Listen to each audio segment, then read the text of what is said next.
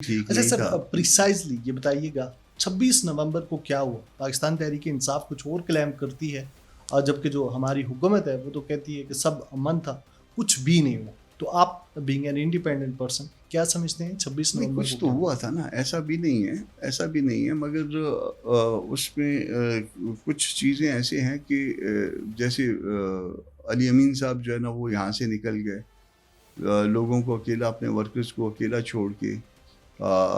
یہ بہت برا تھا. احتجاج، آپ یقیناً احتجاج حق ہے پارٹی کا، ایک دستوری حق ہے، مگر اس پارٹی کے ساتھ جو کچھ ہو رہا تھا، اب وہ چیزیں سرفس ہونے لگ گئی ہیں کہ اس میں بہت سے لوگ جو ہے وہ کسی کے بہاف پہ ایکٹ کر رہے تھے.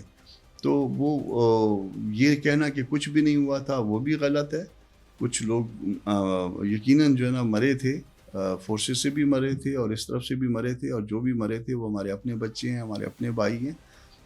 اس میں 2 لوگوں کا تو مجھے پتہ ہے کہ وہ بلوچستان سے تعلق رکھتے تھے، ان کی ڈیڈ باڈیز آئی تھیں. جب ڈیڈ باڈیز آئی تھیں تو پتہ چل جاتا ہے، مگر اس تیسری بھی اس کی ایک جہت ہے، اس کے بعد اس کو پھر لک آفٹر بھی نہیں کیا گیا. جو لوگ کسٹڈی میں گئے اس کو پراپرلی لک آفٹر نہیں کیا گیا پارٹی کی طرف سے. جو لوگ مرے ان کو پراپرلی لک آفٹر نہیں کیا گیا. تو اس اینڈ میں بہت ساری خامیاں اور خرابیاں ہیں. اچھا سر، یہ مطلب عمران خان کے یا تحریک انصاف کے ٹاپک سے لاسٹ چیز میں آپ سے پوچھوں گا، آپ کیا سمجھتے ہیں؟ چونکہ عمران خان پہلے آپ کے سیاسی حریف تھے، جب ان کو گرفتار کر لیا گیا تو آپ کیا سمجھتے ہیں کہ آپ کو لگتا تھا کہ عمران خان اتنی طویل قید بغیر کسی بیماری کے کاٹ پائیں گے؟ یہ اچھی بات ہے. نہیں، اس وقت شاید لوگوں کے ذہنوں میں نہیں ہوگا کہ اتنی طویل قید عمران خان صاحب کاٹ پائیں گے، مگر آپ کے پاس آپ ذرا ماضی میں چلے جائیے، لوگ اس سے بڑی مشکلات جو ہے نا، آپ ولی خان صاحب کا دیکھ لیجئے، آپ غفار خان صاحب کا دیکھ لیجئے، آپ مولانا صاحب کا دیکھ لیجئے. یہ مطلب یہ مشکلات کا شکار مختلف اوقات میں مشکلات کا شکار رہے ہیں. صرف آپ اگر اشارہ کرتے ہیں کہ اتنی طویل قید کا، تو وہ صرف طویل قید جو ہے نا وہ کوئی اور صاحب ہیں وہ نہیں، یا صاحبان ہیں وہ نہیں کاٹ پاتے. تو شریف برادران سب کو کچھ پتہ اور ہے. صاحبان ہیں. تو باقی جو ہے نا وہ جینونی جو ہے نا وہ قید و بند کی صعوبتیں برداشت کرتے رہے ہیں.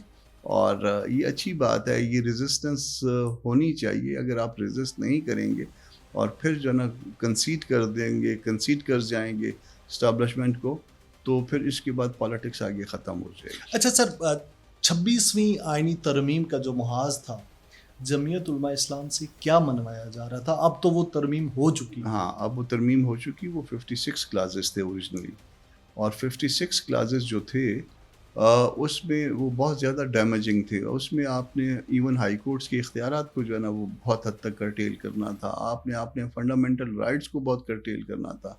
اور اس میں جو ہے وہ کسی نہ کسی طرح سے ملٹری کورٹس بنا کے اور اس کو دستوری سینکشنز جو ہے نا، دستوری اپروول جو ہے نا وہ دینی تھی، اور ججز کو اپنے ہاتھ میں ہر طرح سے کنٹرول کرنا تھا. وہاں پہ ہم نے ریزسٹ کیا تھا، اور بہت ریزسٹ کیا تھا.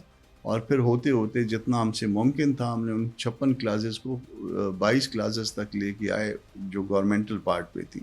اور اس کو بھی جو ہے نا ان 22 کلازز کو بھی جتنا جو ہے وہ ڈائلیوٹ کروا سکتے تھے وہ کروایا. 5 کلازز ہمارے اپنے منشور کے مطابق تھی اسلامائزیشن کے حوالے سے، وہ ہم نے اپنے منشور کے حوالے سے اس میں ایڈ کروائیں، تو 22 + 5 27 ہو گئیں. ہم دیکھ رہے ہیں کہ سپریم کورٹ میں خطوط ہی خطوط روزانہ کی بنیاد پہ جو اسلام آباد ہائی کورٹ میں نیو ججز اپوائنٹ کیے جا رہے ہیں.